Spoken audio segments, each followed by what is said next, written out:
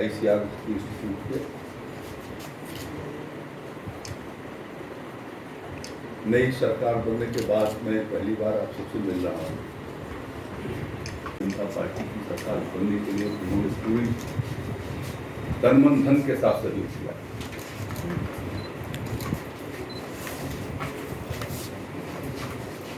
देश के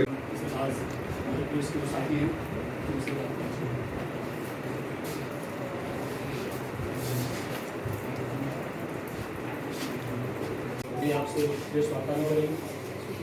सरकार की नीतियाँ हैं, कार्यक्रम चल रहा है, किसानों से संबंधित उनसे सीधे जुड़े हुए हैं। मैं सरकार स्वागत करती हूँ। मैं आपके माध्यम से उत्तर प्रदेश के किसान भाइयों को अपनी ओर से आभार और बधाई देना चाहता हूं कि उन्होंने दोबारा उत्तर प्रदेश में मार्गदर्शन और नेतृत्व में और उत्तर प्रदेश के कर्मठ मुख्यमंत्री योगी आदित्यनाथ जी की सरकार का, पिछली सरकार का भी और इस सरकार, दोनों सरकार का लक्ष्मण आचार्य से आपको परिचित है। इस काशी क्षेत्र के भारतीय जनता पार्टी के अध्यक्ष भी हमने उसको जोड़ने का काम शुरू किया हुआ है। तो इस प्रकार से सभी किसान भाइयों को इस महीने के अंत तक KYC करानी है। जब KYC के पूर्व हम लोगों ने एक सोशल ऑडिट करने का काम शुरू किया, जिसमें कृषि विभाग और राजस्व विभाग के लोग शामिल थे। जहाँ कहीं पर भी इस तरीके की सूचना आई है, उनके सारे लोगों के जो पेमेंट्स हो रहे थे उसको स्टॉप कर दिए गए हैं। जो गलत तरीके से जो नहीं पात्र थे और उन्होंने ले लिया, उनसे रिकवरी की जा रही है। जो किसान नहीं थे लेकिन उन्होंने ले लिया, खेती होने के लाभ उठा करके उनसे रिकवरी भी कराई है। और जो बच्चे ऐसे लोग हैं जो अपात्र श्रेणी में हैं और उन्होंने PM किसान सम्मान पाया है, उनसे भी रिकवरी कराएंगे। लेकिन ये पूरी कोशिश होगी कि जो भी वास्तविक किसान है, हर कोई किसान उससे वंचित न रह सके। और यदि वो किसान इस दरमियान में उसकी मृत्यु हो गई है तो उनका के वारिसों की वरासत दर्ज करा करके उनको भी PM किसान सम्मान के साथ जोड़ेंगे। मंत्री जी, आजकल मंत्री जी भाई साहब कितने प्रतिशत ऋण माफी हो चुकी है?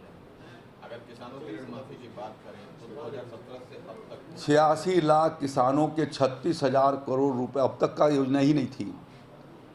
जो योजना लाई थी हम लोगों ने 2017-18 वित्तीय वर्ष के लिए लाई थी और उसको हमने 2019 तक चलाया और 20 के फर्स्ट हाफ तक चलाया, फर्स्ट क्वार्टर तक चलाया।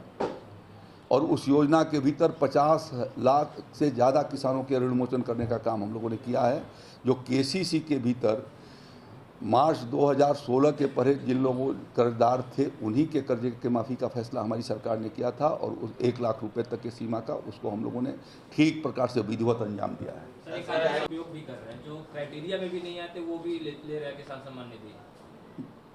जो क्राइटेरिया में आ रहे हैं उन्हीं को ही PM किसान सम्मान निधि मिलेगा। और उस दृष्टि से हम लोग इस समय KYC का एक अभियान पूरे देश भर में चल रहा है, उत्तर प्रदेश में भी चल रहा है।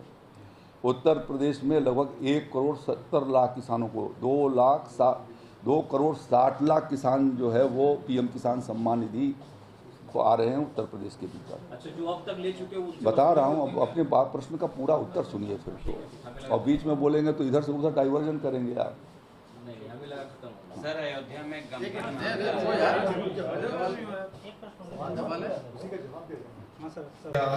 लगभग 40% आज भी इम्पोर्ट होती है। DAP से 60% के करीब जो है।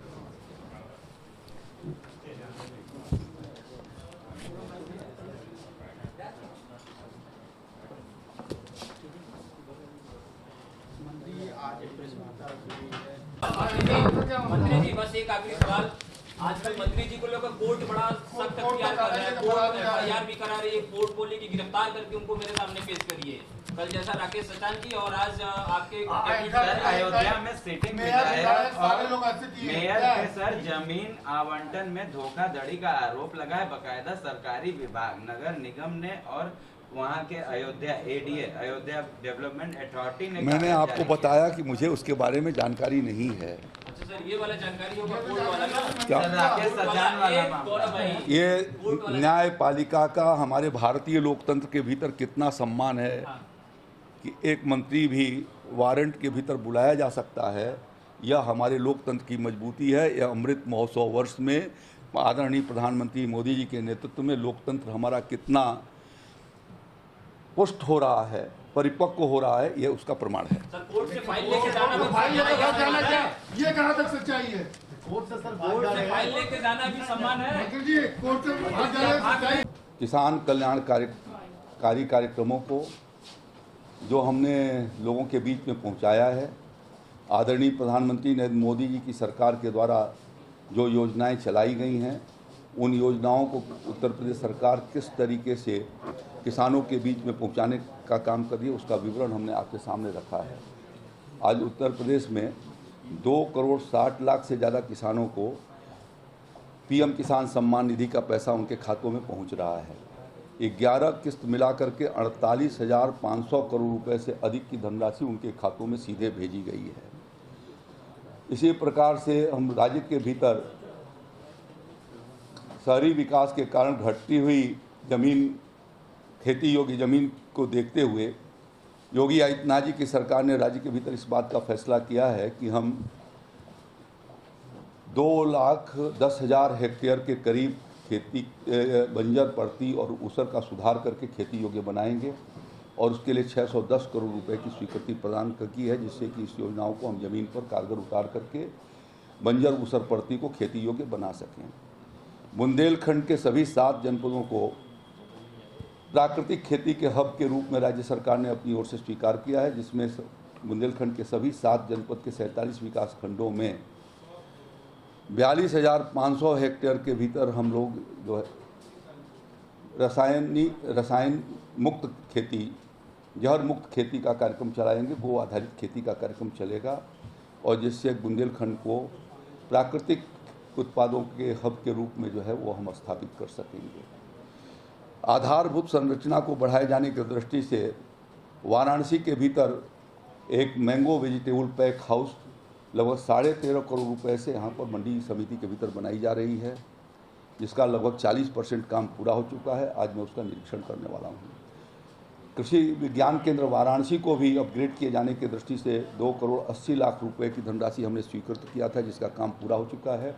आज उसका जाकर के लोकार्पण करने वाला हूँ। इस पूरे वाराणसी और मिर्ज़ापुर मंडल के भीतर फलों और सब्जियों की खेती को आगे बढ़ाया जा सके, इसके लिए कल चंदौली में एक excellence for vegetable and fruits centre के रूप में, उत्कृष्ट स्थल के रूप में एक हम वहाँ पर हाईटेक नर्सरी लगाने जा रहे हैं, जिसका कल 13,63,00,000 रुपए से अधिक की धनराशि से उसका शिलान्यास किया जा रहा है, जो यहाँ इस मंडल के किसान भाइयों को सस्ते दरों पर सब्जियों और फलों के पौधे तैयार करके उनको उपलब्ध कराएगी, जिससे उनकी आमदनी को 2 गुना से ज़्यादा 3 गुना तक बढ़ाया जा सके। इस मैंगो पैक हाउस और फ्रूट हाउस के माध्यम से उनके फलों की और सब्जियों की सफाई, उनकी पैकेजिंग, उनकी ब्रांडिंग का सुविधा उनको प्रदान किया जाएगा, जिससे उनको ऊंची कीमतें, उनके उत्पादों की कीमतें जो है वो ऊंचे भाव से मिल सकें और वो बाज़ार में प्रतिस्पर्धा कर सकें। तो इस दृष्टि से एक समन्वित प्रयास जो है वो किया जा रहा है, वह जनता के बीच में पहुँचे, किसानों के बीच में पहुँचे और उसका वो लाभ उठा सकें। इसलिए मैं यहाँ पर आया और वो आप सबके बीच में मैंने रखा है। यहाँ पर अनेक और भी योजनाएं हमारी चलाई जा रही हैं, जिसको हम गति देंगे और आप सबने जिन प्रश्नों को पूछा है उसका मैंने आपके बीच में उत्तर दिया है। के ऊपर करनी पड़ती है। उत्तर प्रदेश के हमारे इफ्को ने नैनो फर्टिलाइजर तैयार किया है, जो उससे कम लागत के भीतर किसानों को स्प्रे करके जो है वो लाभ पहुंचा सकती है। और उत्तर प्रदेश में राज्य ने उसके लिए विशेष अभियान चला करके लगभग पिछले साल हम लोगों ने